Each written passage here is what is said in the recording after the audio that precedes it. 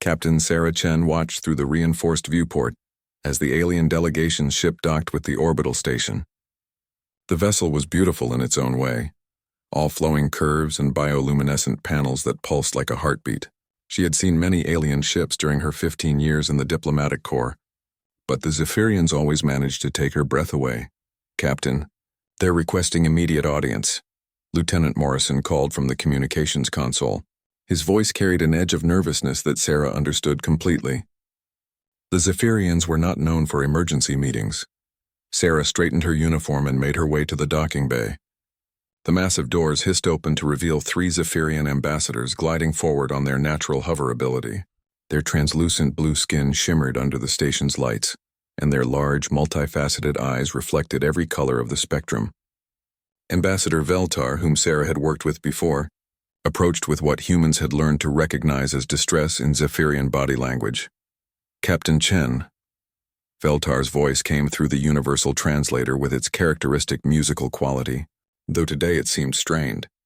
"We must speak privately. It concerns your species in a matter of utmost importance to the Galactic Council."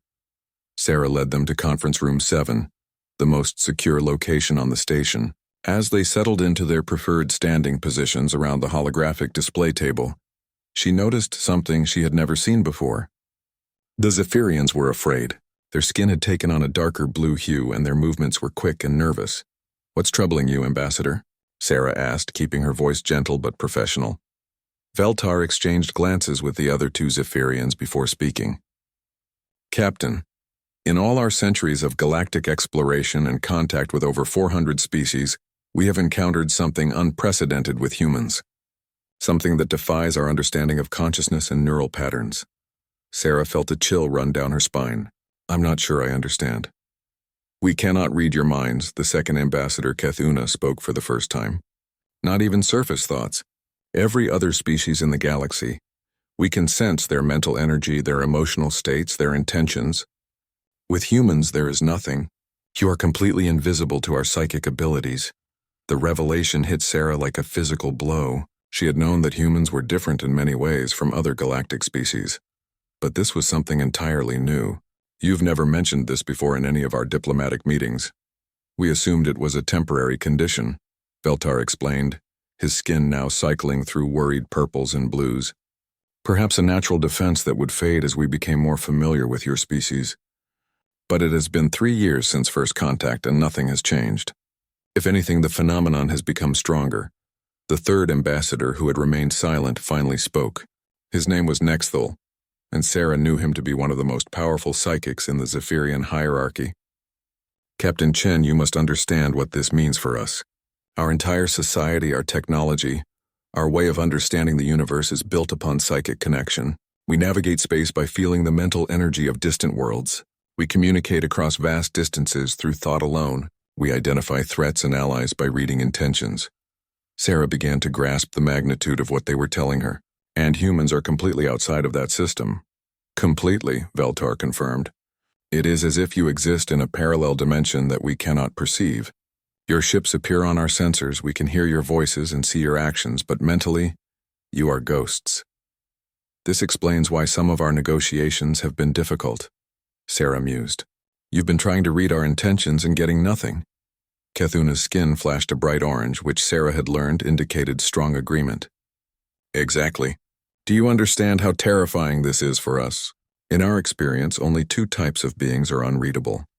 Those who are already dead, and those who possess such overwhelming psychic power that they can block all mental intrusion." The implications began to sink in for Sarah. "So you think humans are either corpses walking around, or incredibly powerful psychic beings pretending to be primitive? We do not know what to think," Nexthul admitted. "Your species displays no obvious psychic abilities. You use crude electronic communication devices instead of mental links. Your ships rely on primitive combustion and fusion engines rather than thought-guided propulsion. Yet you are completely immune to our most fundamental sense." Sarah stood and walked to the viewport, looking out at the stars. Earth was invisible from here, just another point of light among billions, yet suddenly it felt like the most important place in the universe. "Have you discussed this with other species in the Council?" "We have made discreet inquiries," Veltar said carefully. The results were disturbing. The Mordaki, who can sense emotional auras from great distances, report that humans appear as empty voids in their perception. The Crystalline Collective, whose members share a hive mind across their entire species, say that human presence creates dead zones in their mental network. Even the plant-based Verdani, who communicate through biochemical psychic signals, cannot detect any mental activity from humans, Cthulhu added. To them, you appear to be inanimate objects that somehow move and speak. Sarah turned back to face the delegation. What are you asking of me, ambassadors? Veltar's skin had now shifted to a deep indigo, a color Sarah had never seen on a Zephyrian before. When he spoke, his musical voice was barely above a whisper. Captain Chen, we are asking you to help us understand why humans are untouchable to us. Are you aware of possessing abilities that you have not shared with the galactic community? Is this immunity intentional? The fear in their voices was unmistakable now. Sarah realized that humanity's first contact with galactic civilization had been built on a foundation of mutual misunderstanding that went deeper than anyone had imagined. The Zephyrians and other psychic species had been flying blind in every interaction with humans, unable to rely on their most basic sense. I can promise you this isn't intentional, Sarah said firmly. Most humans don't even believe in psychic abilities. We consider them fantasy or superstition. The three Zephyrians exchanged rapid communications in their native language, their skin patterns flashing in complex sequences. Finally, Veltar spoke again. Captain, the Galactic Council is meeting an emergency session next week. The topic is humanity and what to do about your species. There are those who believe humans represent a threat unlike anything we have encountered before. They argue that a species immune to psychic detection could infiltrate and destroy galactic civilization without warning. Sarah felt the weight of her entire species' future settling on her shoulders. And what do you believe, Ambassador? I believe, Veltar said slowly, that we are missing something fundamental about the nature of consciousness itself. And I fear what might happen if we cannot find the answer soon. Dr. Elena Vasquez stared at the data streaming across her multiple screens in the xenobiology lab aboard the research station New Horizon. The emergency transmission from Captain Chen had arrived 6 hours ago, and Elena had been working frantically ever since to find any scientific explanation for humanity's psychic immunity. Computer, cross-reference human neural architecture with known psychic-sensitive species, she commanded, pushing a strand of gray hair from her face. At 62, Elena was Earth's foremost expert on comparative consciousness studies, a field that had exploded in importance since first contact. The holographic display materialized above her workstation, showing detailed brain scans from dozens of species. The differences were staggering. Zephyrian brains showed intricate crystalline structures that pulsed with measurable electromagnetic fields. The Mordaki possessed specialized organs that detected and processed emotional radiation. Even the plant-like Verdani had evolved complex root networks that functioned as biological quantum computers. Human brains, by comparison, looked almost primitive. Dense gray matter, electrical impulses following predictable pathways, no exotic structures or unusual energy signatures. Yet according to the reports from Captain Chen, this apparent simplicity made humans completely undetectable to the galaxy's psychic species. Dr. Vasquez, her research assistant, Marcus Kim, burst through the lab doors with unconcealed excitement. I think I found something in the archives from the early contact missions. Elena turned from her screens as Marcus activated the wall display. A video feed appeared showing Dr. James Wright, one of the first human scientists to study alien technology. The timestamp showed it was recorded 2 years ago during humanity's second diplomatic mission. Play the segment at marker 12 minutes, Marcus said, his voice tight with anticipation. On the screen, Dr. Wright was examining a Zephyrian meditation crystal, a device used to amplify psychic abilities. As he held it up to the light, something extraordinary happened. The crystal, which had been glowing with steady blue energy, suddenly went dark. Did you see that? Marcus paused the video. The crystal's psychic field collapsed the moment Dr. Wright touched it. We thought it was just a malfunction at the time. Elena felt her pulse quicken. Show me the technical readings from that session. Marcus pulled up a second screen filled with energy measurements. The data clearly showed the crystal's psychic field strength dropping to 0 when in contact with human skin, then returning to normal when the contact was broken. My God, Elena whispered. We're not just immune to psychic detection. We're actively disrupting psychic fields. There's more, Marcus said, scrolling through additional files. I found 17 similar incidents across all our diplomatic missions.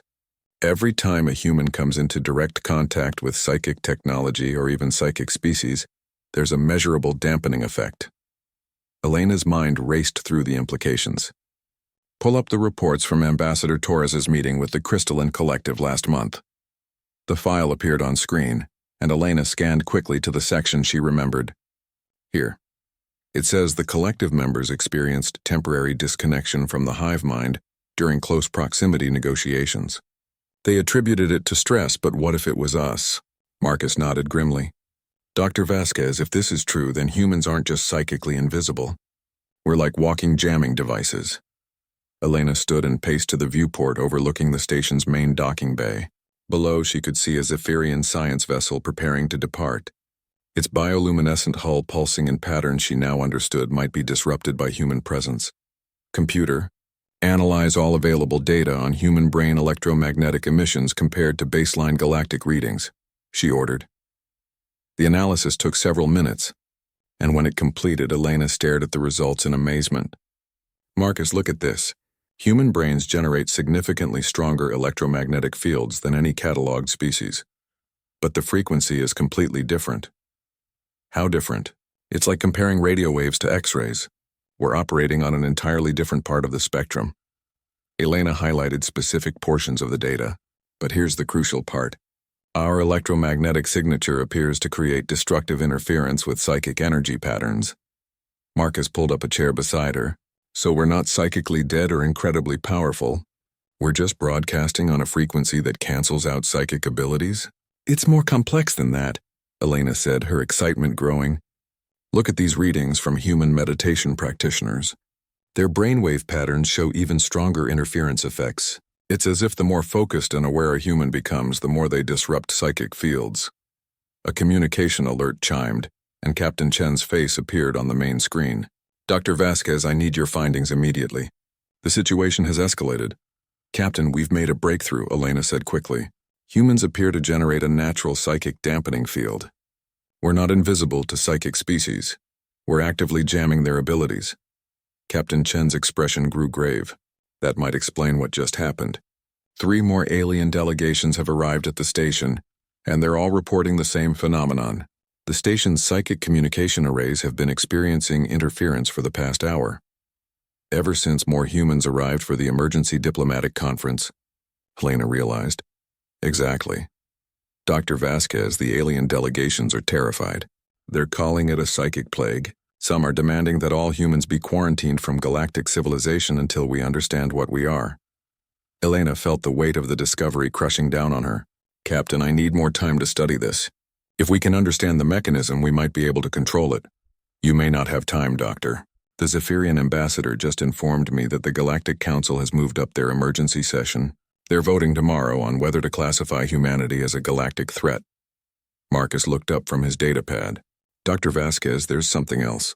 I've been analyzing the historical records from Earth, looking for any documentation of psychic phenomena. What did you find? Stories, legends, folklore from every human culture about people who could sense the supernatural, communicate with spirits, or predict the future. But here's the interesting part. In every single case, these abilities were described as rare, difficult to maintain, and often unreliable. Elena's eyes widened as understanding dawned. Because humans with natural psychic sensitivity would be fighting against their own species' dampening field. Exactly. And it gets better. I found records of ancient human settlements where mysterious phenomena were reported. Places where people claimed they could communicate telepathically or see the future clearly. Every single one of these locations is now uninhabited. The psychically sensitive humans would have had to isolate themselves from other humans to access their abilities, Elena breathed. We've been unconsciously suppressing our own psychic evolution for millennia. Captain Chen leaned forward on the screen. Doctors, are you telling me that humans might actually be psychic, but we've been accidentally jamming ourselves? It's possible, Elena said. But there's something more important here, Captain. If our dampening effect is natural and universal among humans, it means we've evolved this way for a reason. The question is, what were our ancestors protecting themselves from? The silence that followed was heavy with implication. Somewhere in humanity's distant past, their species had developed a natural defense against psychic intrusion so powerful that it had shaped their entire evolutionary development. Captain, Elena said finally, I think we need to consider the possibility that humanity's psychic immunity isn't an accident or an anomaly. It might be the galaxy's natural defense against something much worse than us. Marcus looked up from his continued analysis, his face pale. Dr. Vasquez, I found something else in the historical records. References to an ancient enemy that could control minds and feed on psychic energy. Humans called them different names. Demons, shadow people, the watchers in the dark. Elena felt a chill run down her spine. Computer. Scan for any references to psychic predator species in the galactic database. No records found, the computer responded.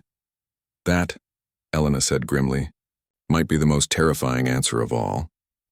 Ambassador Veltar stood before the assembled Galactic Council, his translucent skin cycling through agitated patterns of purple and gold. The vast amphitheater of the council chamber buzzed with psychic energy, as representatives from 47 species shared thoughts, emotions, and concerns through their interconnected mental networks. All except the human delegation, which sat in enforced isolation at the center of the chamber. Captain Chen felt the weight of hundreds of alien gazes upon her small team. Beside her, Dr. Vasquez clutched her datapad containing their research findings, while Commander Torres, Earth's military liaison, maintained the stoic expression that had served him well in countless diplomatic crises. Honored Council, Veltar began, his musical voice amplified throughout the chamber. We face an unprecedented situation. The species known as humanity appears to possess abilities that threaten the very foundation of our galactic civilization. Murmurs of agreement rippled through the assembled delegates, accompanied by waves of psychic unease that the humans could not perceive but could sense in the visible agitation of the aliens around them. High Counselor Thex Marin, a towering crystalline being whose body refracted light into rainbow patterns, spoke next. Ambassador Veltar, please present your evidence to the Council. The chamber's holographic displays activated, showing sensor readings from every human-alien encounter over the past 3 years. The data was damning. Consistent psychic interference, communication disruptions, and technology failures whenever humans were present. As you can see, Veltar continued, human proximity creates dead zones in our psychic networks. Their very presence disrupts our most basic forms of communication and perception. 3 days ago, the arrival of additional human representatives at Diplomatic Station 7 caused a complete collapse of psychic communications across the entire sector. A delegate from the Mordaki Empire, her emotional aura flickering with fear and anger, rose to speak. High Counselor, my people have served as the Council's empathic arbitrators for over 2 centuries. We can resolve conflicts by sensing the true intentions behind words, detecting deception, and facilitating understanding between species. In the presence of humans, we are blind. They could lie, scheme, or plan attacks, and we would have no way of knowing. Captain Chen requested permission to speak, and after a moment's hesitation, the High Counselor granted it. Honored delegates, Chen said, standing to address the assembly. My species comes before you not as a threat, but seeking understanding. We had no knowledge of psychic abilities or their importance to galactic civilization. What you interpret as deliberate interference is simply our natural state of being. Natural state? The voice belonged to Nixthal from the Verdani Collective, his plant-like form rustling with agitation. No natural evolution should produce such a phenomenon. Your species appears designed to disrupt psychic harmony. Dr. Vasquez stood beside Chen. If I may, counselors, our research suggests that humanity's psychic immunity evolved as a defense mechanism. We believe our ancestors encountered something that required this adaptation for survival. The chamber fell silent. Even the constant background hum of psychic communication ceased. High Counselor Thexmarin leaned forward, his crystalline form catching and refracting the chamber's lights. Dr. Vasquez, are you suggesting that humans evolved defenses against a psychic threat that we are unaware of? That's exactly what I'm suggesting, Vasquez replied, activating her datapad. May I present our findings? The Council's displays shifted to show Elena's research data. Brain scans, electromagnetic readings, and historical analysis filled the screens around the chamber. Human neural architecture generates electromagnetic interference on frequencies that disrupt psychic energy, Vasquez explained. But this isn't random. The pattern is too specific, too effective. It's as if our brains were specifically tuned to block psychic intrusion. She activated another display showing archaeological evidence from Earth. We've discovered references throughout human history to creatures that could control minds and feed on mental energy.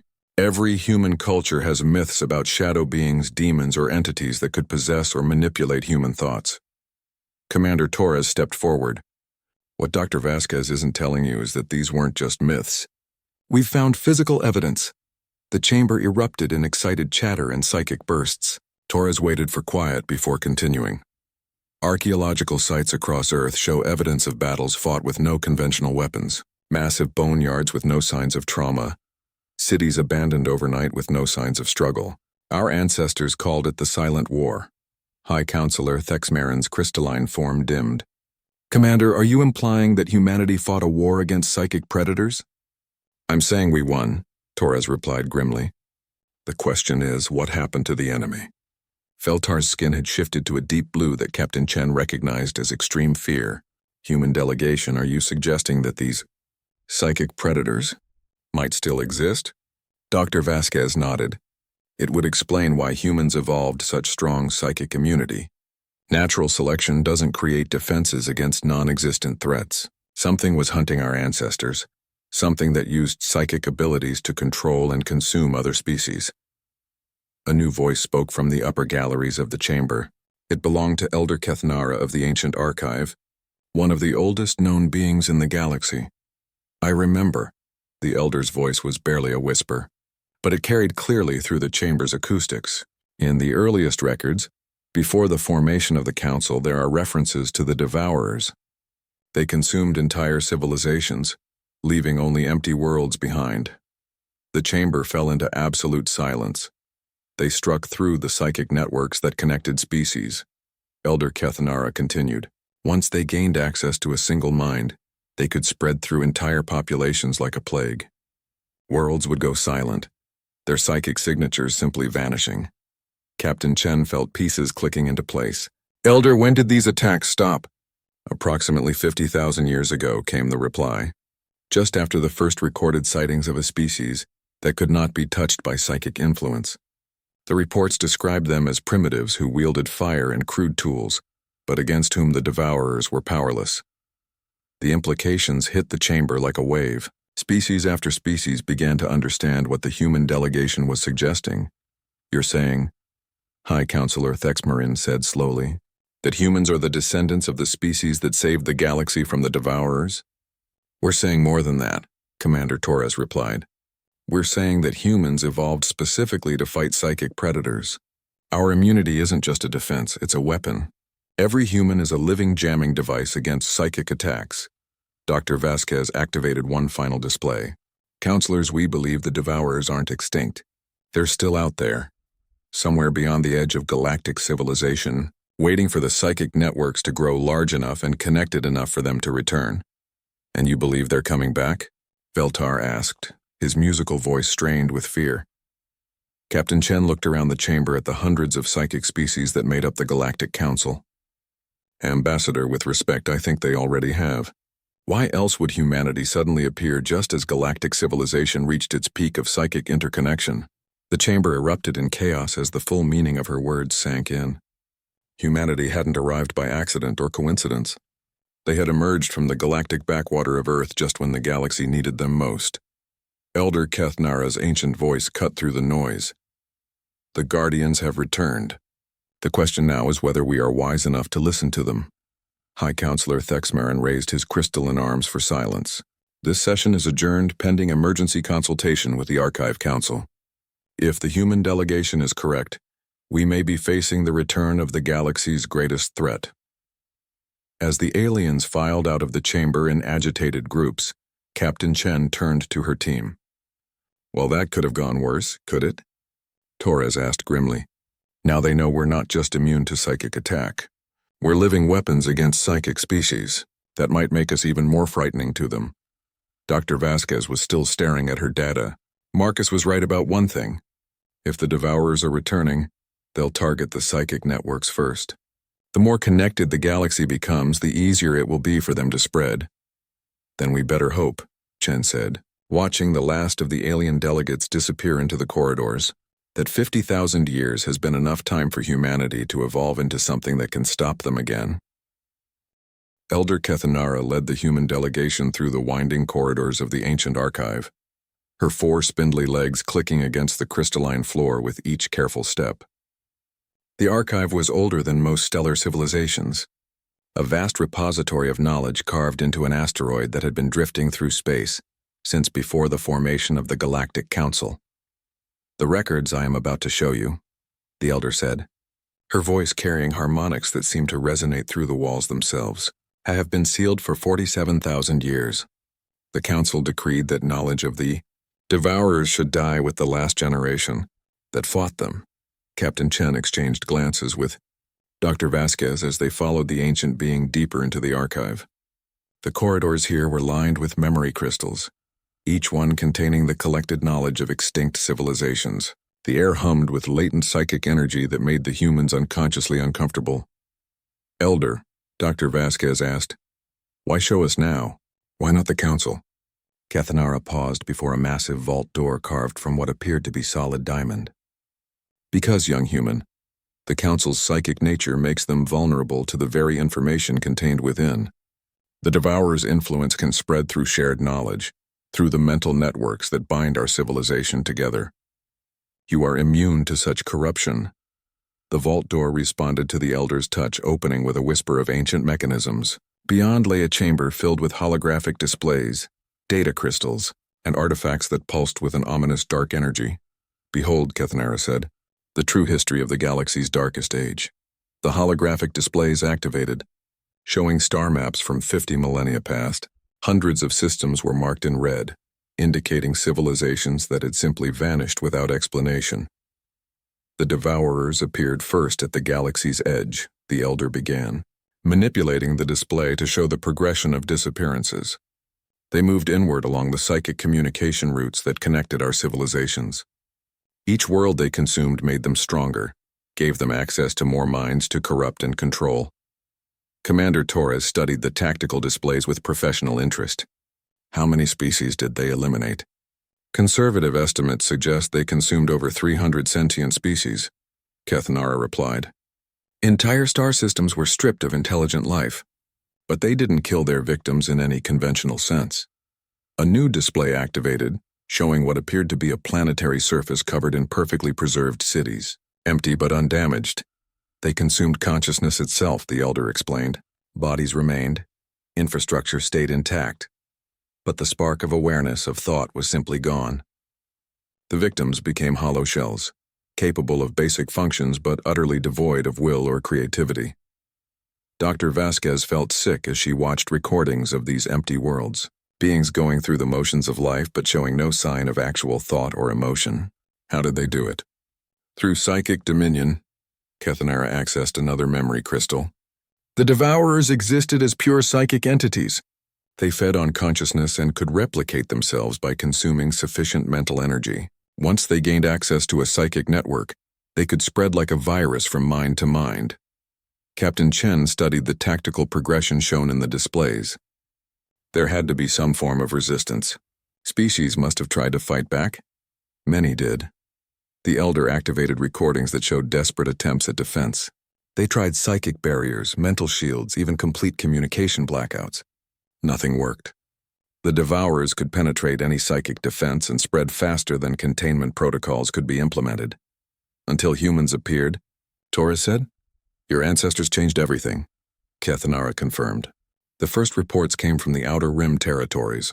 Primitive beings wielding crude weapons somehow drove back Devourer attacks. At first, the galaxy's surviving civilizations dismissed these accounts as impossible. A new hologram showed early humans as they appeared 50,000 years ago. They looked remarkably similar to modern humans, but their brain activity patterns were distinctly different from contemporary scans. Your ancestors possessed natural psychic immunity, but it was even stronger than what modern humans display, the elder explained. They could not only resist devourer influence but actively disrupt it. Where humans appeared, devourers simply ceased to exist. Dr. Vasquez leaned closer to examine the data. Their electromagnetic signatures are incredible. It's like they were walking psychic nullifiers. The surviving galactic civilizations eventually realized what your ancestors represented. Kethanara continued. They began what they called the Great Scattering, deliberately spreading human populations to worlds throughout the galaxy, using humans as weapons, Torres observed grimly. As protectors, the Elder corrected, though I suspect many humans did not volunteer for the role. The records from that period are fragmentary, but they suggest significant resistance from human populations to being relocated. Captain Chen studied star charts showing human settlements scattered across the galaxy. What happened to all those human colonies? Most died out over the millennia, Kethanara replied sadly. Humans adapted to different worlds, evolved in various directions. Some maintained their psychic immunity. Others lost it as they integrated with local populations. A few colonies remained isolated and eventually developed into what you now call Earth's human civilization. So we're the descendants of galactic refugees, Dr. Vasquez mused. You are the descendants of heroes who saved the galaxy from extinction, the Elder said firmly. But your exile cost humanity greatly. Separated from galactic civilization, your species lost most of their advanced technology and knowledge. Earth became a preserve, a hidden sanctuary where true psychic immunity could be maintained in case the devourers ever returned. Torres activated his own data pad and began comparing current stellar positions with the ancient star maps. Elder, based on these patterns, if the devourers are returning, where would they likely appear first? Kethanara manipulated the displays to show current galactic civilization overlaid with the ancient devourer attack patterns. The psychic communication networks now extend far beyond what existed 50,000 years ago. If they return, they could access the Council's networks from dozens of potential entry points along the galactic rim. How much warning would we have? Chen asked. Based on historical patterns, the first signs would be isolated communication failures along the outer networks. Worlds would begin reporting technical difficulties with psychic transmissions. Then entire systems would go silent one by one. Dr. Vasquez felt a chill of recognition. Elder, have there been any reports of communication difficulties in recent months? The ancient being's four eyes focused on her with sudden intensity. Why do you ask? Because we've been receiving scattered reports from exploration teams in outer colony worlds. Nothing major, just intermittent problems with long-range communications and unusual electromagnetic readings. Kethanara moved with surprising speed to a current affairs terminal and began accessing real-time galactic communication logs. What they found made them all freeze. 7 outer rim systems had reported complete loss of psychic communication over the past month. In each case, the technical failures had been attributed to solar flares or equipment malfunctions. They're already here, the Elder whispered. The Devourers have returned and they're systematically isolating systems along our communication routes. Torres was already activating his military communicator. I need to contact Earth Command immediately. It may be too late for that, Kethanara said, indicating the communication logs. Look at the pattern. They're moving toward the galactic core, following the primary psychic networks. At this rate, they'll reach the Council worlds within weeks. Captain Chen felt the weight of cosmic history settling on her shoulders. How many humans would it take to stop them? Unknown, the Elder admitted. Your ancestors numbered in the millions when they fought the Devourers before. Earth's current population is several billion, but most modern humans have weaker psychic immunity than their predecessors. Then we need to find a way to strengthen it, Dr. Vasquez said grimly. And fast. Kethanara accessed one final memory crystal, its contents causing the chamber's lights to flicker ominously. There is one more thing you must know. The Devourers that return will be stronger than those your ancestors faced. They have had 50,000 years to adapt, to learn from their previous defeat. They may have found ways to overcome human immunity. Then we'll have to be stronger too, Torres said with military determination. As if summoned by his words, emergency alerts began sounding throughout the archive. Kethanara rushed to the communication console, her ancient features growing pale as she read the incoming reports. 3 more systems have gone silent in the past hour, she announced. The Devourers are accelerating their advance. Captain Chen looked around the chamber at the accumulated knowledge of the galaxy's greatest crisis, knowing that humanity was about to be tested in ways they could barely imagine. "Elder," she said finally, "we're going to need everything in this archive. Every tactical analysis, every historical record, every scrap of information about how to fight psychic predators. Because ready or not." The emergency session convened aboard the flagship Resilience, humanity's most advanced warship, as it raced toward the outer rim where the first Devourer incursions had been confirmed. Captain Chen stood before a holographic display showing real-time galactic communication networks, watching in horror as system after system went dark. Admiral Rebecca Shaw, Earth's highest-ranking military officer, coordinated the response from the ship's command center. Her weathered face bore the strain of commanding humanity's first interstellar military operation, and the weight of galactic expectations pressed heavily on everyone present. "Report," Shaw commanded as Commander Torres approached with the latest intelligence briefings. 12 systems confirmed silent as of 2 hours ago," Torres replied grimly. "The pattern matches historical Devourer advances perfectly. They're following the psychic communication networks and moving toward the galactic core at an accelerating pace." Dr. Vasquez looked up from her hastily assembled research station. "Admiral, I've been analyzing the electromagnetic patterns from the affected systems. The Devourers aren't just consuming consciousness anymore. They're learning to adapt their approach based on each species' psychic vulnerabilities." "Explain," Shaw ordered. "The Zephyrians experienced complete neural shutdown within minutes of Devourer contact," Vasquez said, displaying her findings on the main screen. "But the Crystalline Collective lasted several hours, fighting back through their shared consciousness network before being overwhelmed. The Devourers are studying their prey now, developing specific attack patterns for different types of psychic awareness." Admiral Shaw studied the data with the tactical mind that had made her Earth's premier military strategist. "So they're not just parasites anymore. They've evolved into strategic predators. That's not the worst part," Dr. Vasquez continued. "I've detected trace psychic energy signatures at the edge of our sensor range. The Devourers are probing our ship's defenses, testing our immunity." A communication alert interrupted their analysis. Elder Kethanara's image appeared on the main display, transmitted from her archive deep in council space. "Admiral Shaw." The ancient being's voice carried undertones of desperation. "I have catastrophic news. The Devourers have reached the council worlds. They've penetrated the primary psychic networks and are spreading faster than our containment protocols can respond." The bridge fell silent as the magnitude of the crisis became clear. "How long until they reach Earth?" Shaw asked bluntly. "At their current rate of advancement, perhaps weeks," Kethanara replied. "But Admiral, there is something else. The Devourers are not just consuming random populations. They appear to be specifically targeting worlds with the strongest psychic networks, systematically eliminating the galaxy's most connected civilizations." Commander Torres leaned forward. "They're crippling our ability to coordinate a defense." "Worse than that," Elder Kethanara continued. "They're forcing the surviving species into psychic isolation.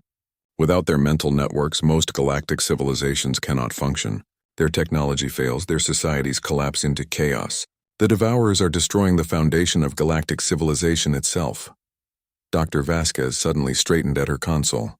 "Admiral, I'm reading massive electromagnetic disturbances from the direction of the council worlds. Something big is happening." The main display shifted to show long-range sensor readings from the galactic core, where dozens of thriving civilizations had existed hours earlier. There was now an expanding zone of psychic silence. "They've reached the council chamber," Kethanara confirmed, her image flickering as her transmission weakened. "The central psychic networks are failing. I'm losing contact with archive systems throughout the galaxy." Admiral Shaw made the decision that would define humanity's role in galactic history. "All ships, battle stations. We're moving to intercept the Devourer advance." "Admiral," Captain Chen protested, "we have barely 300 ships against an enemy that has consumed entire galactic civilizations. 300 ships crewed by the one species in the galaxy that can resist psychic attack." Shaw replied firmly. "Dr. Vasquez, what's the status of the Immunity Enhancement Project?" Vasquez activated her latest research displays. "We've developed a method to amplify human psychic immunity using focused electromagnetic fields. The process requires specially modified ships and equipment, but initial tests show promising results. How promising? Test subjects showed immunity fields extending up to 5 kilometers from their position, Vasquez explained. That means a single enhanced human could protect an entire city from devourer influence. Torres pulled up tactical projections. Admiral, if we can enhance immunity in just a fraction of our crews, we could create protected zones around key installations and refugee populations. Do it, Shaw ordered. Begin enhancement procedures on volunteer crews immediately. And Dr. Vasquez, I want you to push those immunity fields as far as they'll go. The ship shuddered as they dropped out of hyperspace at the edge of the crisis zone. Through the viewports, they could see the effects of devourer attacks on nearby systems. Planets that should have been glowing with city lights and orbital installations were dark, their civilizations reduced to empty shells. Contact, the sensor officer announced. Multiple unidentified energy signatures moving toward our position. On the main screen, the devourers finally revealed themselves. They appeared as shifting masses of dark energy, roughly spherical but constantly changing shape. Their presence seemed to drain light from the surrounding space, creating zones of unnatural darkness. All ships maintain formation, Admiral Shaw commanded through the fleet communications network. Remember, these entities cannot affect us directly, but they will try to turn our own technology against us. The first devourer reached the fleet perimeter and struck the lead destroyer. Instead of the expected psychic assault, the entity attempted to possess the ship's computer systems, trying to turn humanity's own weapons against them. Electromagnetic pulse all frequencies, Shaw ordered. Disrupt their ability to interface with our technology. The coordinated EMP burst from the human fleet, created a barrier of electromagnetic interference that forced the devourers back. But more were approaching, dozens of the entities converging on the human ships. Dr. Vasquez watched her sensors in amazement. Admiral, the enhanced immunity fields are working better than expected. The devourers can't get within 2 kilometers of the modified ships. Then we use that advantage, Shaw declared. All enhanced vessels advance formation. Create a protective corridor for the relief ships to reach the surviving populations. As the human fleet moved deeper into devourer-controlled space, they began encountering the remnants of galactic civilization. Refugee ships filled with psychically sensitive species drifted helplessly, their crews unable to function without their mental networks. Captain Chen coordinated the rescue operations. Transport ships maintain close proximity to enhanced vessels. Dr. Vasquez, can we extend the immunity fields to cover larger areas? Working on it, Vasquez replied, frantically adjusting her enhancement equipment. I think I can create overlapping fields that will protect an area roughly 10 kilometers in diameter. The first major test came when they reached the Zephyrian homeworld. The planet's surface was dark, its population trapped in psychic paralysis. As the human fleet established orbit, their combined immunity fields began to push back the devourer presence. Slowly, lights began to reappear on the planetary surface. It's working, Torres announced excitedly. The Zephyrian population is regaining consciousness, but their victory was short-lived. The devourers began adapting their tactics, no longer attacking directly, but instead surrounding human ships and attempting to isolate them from each other. They're trying to separate our immunity fields, Shaw observed. If they can break our formation, they can pick us off individually. Dr. Vasquez made a discovery that changed everything. Admiral, I've been analyzing the devourers' energy signatures. They're not just psychic entities. They're using quantum entanglement to maintain connections across vast distances. What does that mean for us? It means they have a central consciousness coordinating all their actions. If we can find and disrupt that central node, we might be able to shut down the entire invasion. Admiral Shaw studied the tactical displays, seeing patterns in the devourer movements that suggested a coordinating intelligence. Can you track the source? The quantum entanglement signatures all point toward the galactic core, Vasquez confirmed. Whatever is controlling the devourers, it's positioned itself at the heart of galactic civilization. Then that's where we're going, Shaw declared. All ships prepare for hyperspace jump to the Council worlds. We're going to cut off the head of this snake. As the human fleet prepared for what might be their final battle, Captain Chen looked around at the bridge crew. Humans who had grown up believing they were alone in the universe were now the galaxy's only hope for survival. Admiral, she said quietly, What if this is exactly what our ancestors evolved to do?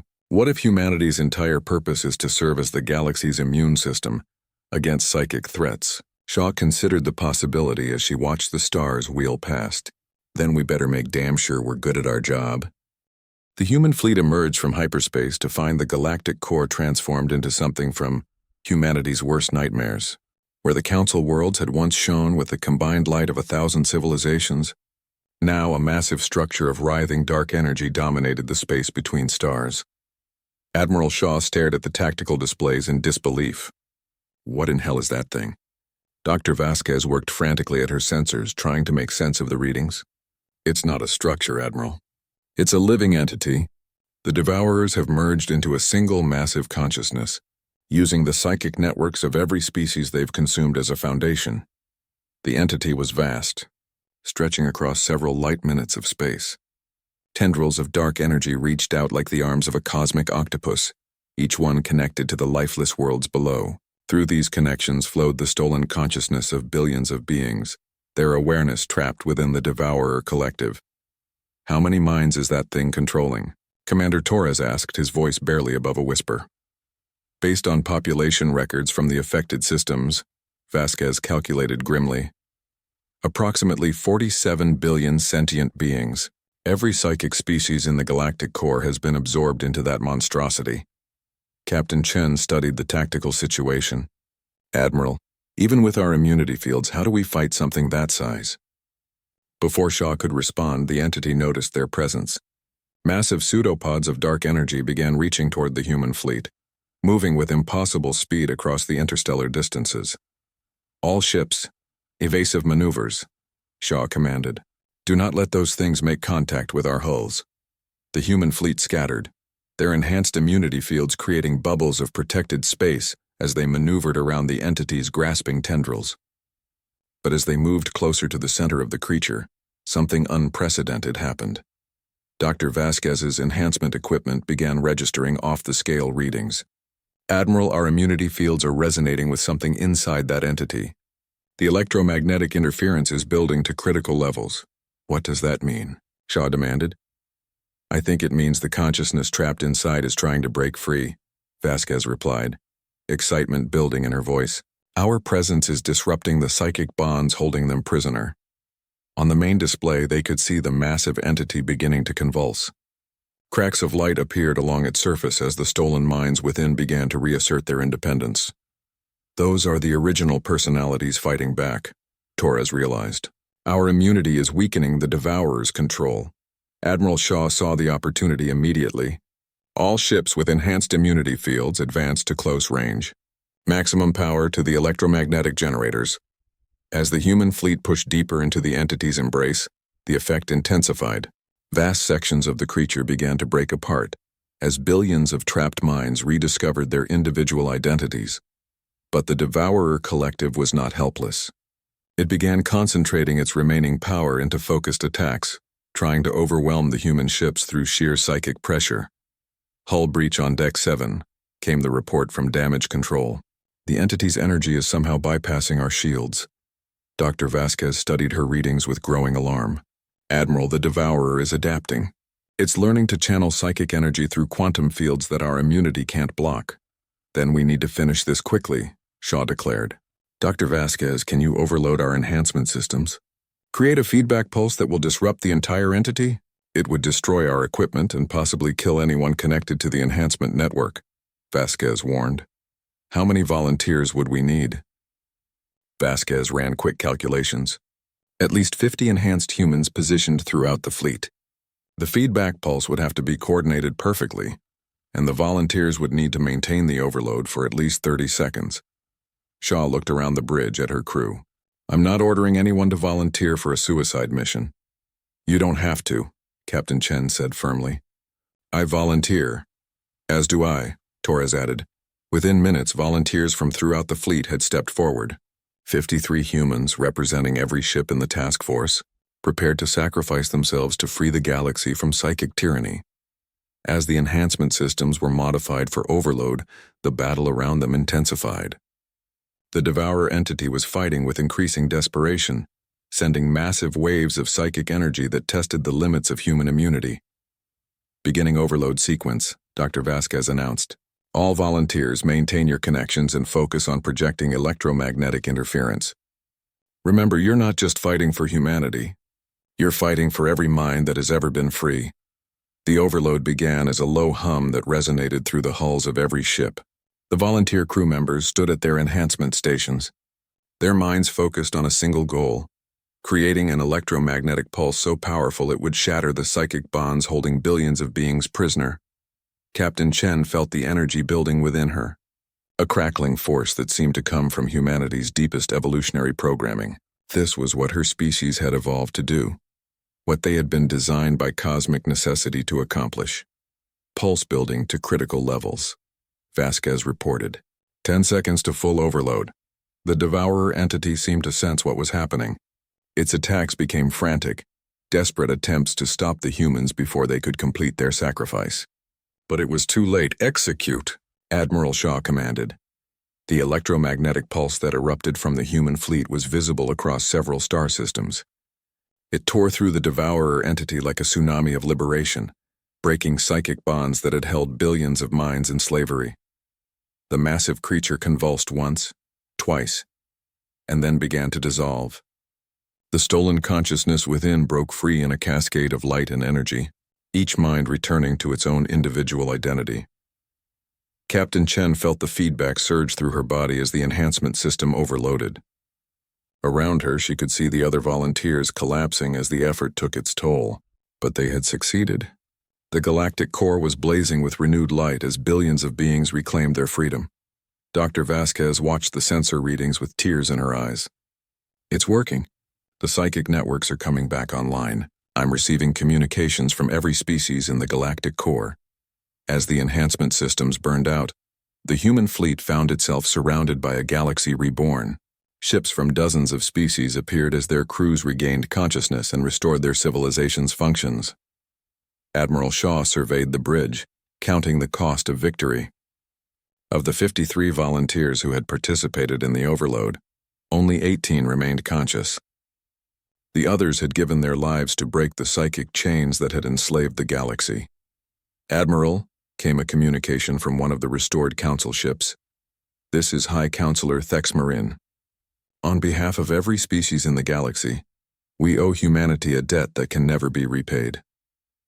Shaw looked around at her surviving crew, humans who had just proven that their species' greatest strength lay not in their technology or their military might, but in their willingness to sacrifice themselves for the freedom of others.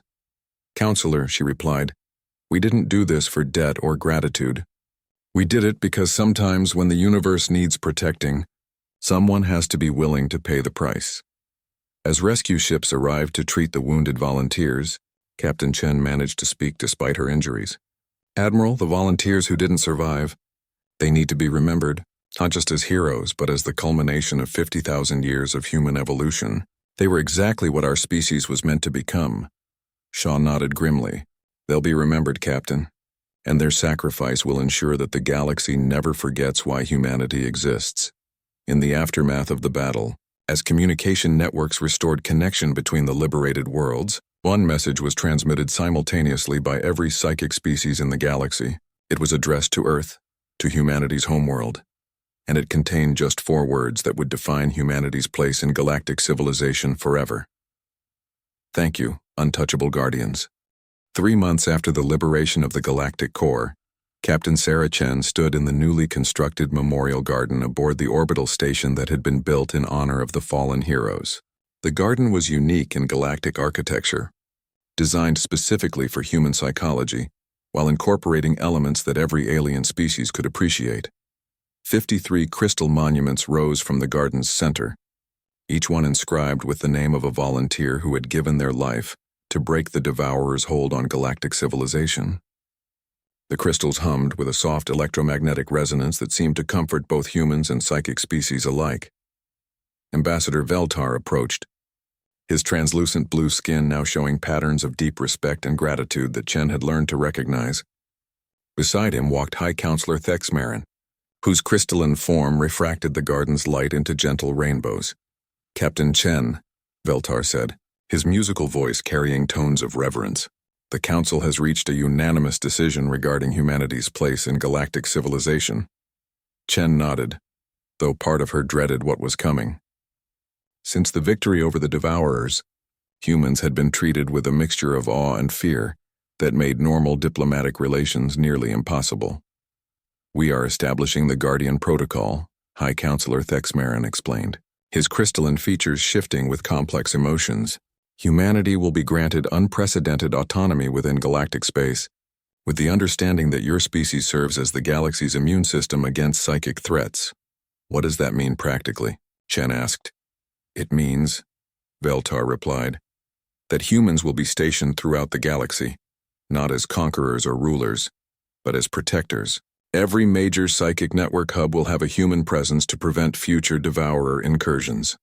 Chen walked to the edge of the garden's observation deck, looking out at the bustling space traffic that had resumed since the crisis ended.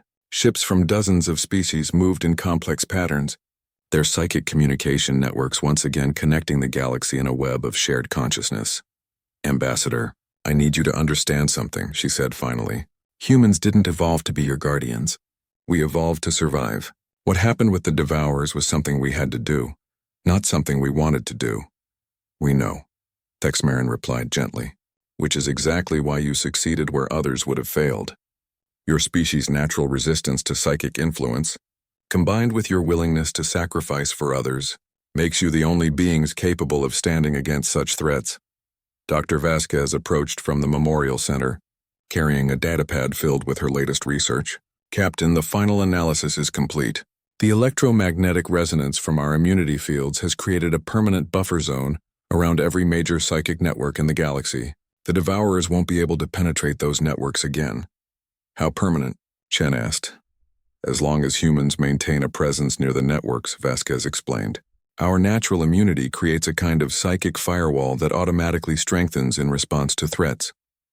Elder Kethnara materialized via hologram, her ancient form more translucent than usual but still radiating wisdom accumulated over millennia. "Captain Chen, there is something else you should know. The archive has uncovered new records from the previous Devourer War." "What kind of records?" "Personal accounts from humans who fought 50,000 years ago," the elder replied. "They describe the same reluctance to accept their role as guardians, but they also speak of something else, the profound sense of purpose they found in protecting other species' freedom to think and choose for themselves." Chen considered this as she watched a group of young Zephyrians playing in the zero-gravity section of the garden. Their innocent joy was possible only because humans had been willing to fight an enemy that would have stolen their very capacity for happiness. "There's something I need to ask," Chen said to the assembled alien representatives. "The Devourers we fought, they seemed more intelligent and adaptable than the historical accounts suggested. Are we sure we destroyed them completely?" Veltar and Thexmarin exchanged glances through their respective forms of communication before the counselor responded. "We have detected no trace of Devourer activity since the liberation. However, you are correct that they showed unprecedented adaptation. It is possible that some essence of their collective consciousness escaped into dark space. Which is another reason why the Guardian Protocol is necessary," Veltar added. "If they return, the galaxy must be ready." Dr. Vasquez looked up from her datapad with a troubled expression. "There's something else we need to discuss. Since the battle, I've been monitoring human electromagnetic signatures across the fleet. Everyone who participated in the enhancement program shows permanent changes to their brain activity patterns." "What kind of changes?" Chen asked with concern. "Enhanced psychic immunity, but also increased sensitivity to quantum fluctuations. The volunteers who survived can now detect psychic disturbances across interstellar distances. In effect, they've become early warning systems for psychic threats." The implications were staggering. The battle against the Devourers hadn't just saved galactic civilization. It had accelerated human evolution in ways that would define their species for millennia to come. Commander Torres approached from the garden's tactical center, where human and alien military officers were developing new defense protocols. "Captain, we've received word from Earth. The Colonial Council has approved the Diaspora Initiative." Chen felt a mixture of pride and sadness. "How many worlds?" 200 systems initially, with plans to expand as needed," Torres replied. Volunteers and their families will establish human communities near every major psychic hub in the galaxy. They'll live normal lives while serving as unconscious guardians against future threats. And Earth remains the sanctuary world, maintaining the strongest concentration of natural psychic immunity in case of a galaxy-wide emergency, Torres explained.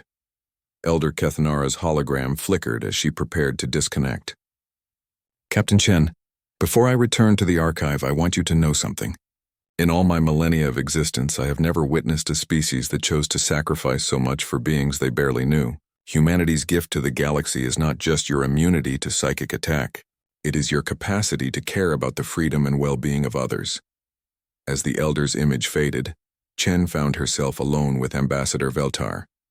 The Zephyrian's skin patterns had shifted to colors she had never seen before, complex hues that seemed to convey emotions beyond the range of human understanding. Captain, Veltar said softly, there is one more thing. The Zephyrian Collective has composed what you would call a song in honor of the human volunteers who died saving our minds from slavery. Would you like to hear it? Chen nodded, and Veltar's voice rose in a melody that seemed to resonate through multiple dimensions. Though the words were in the Zephyrian language, their meaning was clear: gratitude, respect, and a promise that the sacrifice would never be forgotten. As the song ended, Chen realized that humanity had found its true purpose among the stars, not as conquerors or explorers, but as guardians of the most precious thing in the universe, the freedom to think, to choose, and to remain individuals in a cosmos that could easily strip away consciousness itself.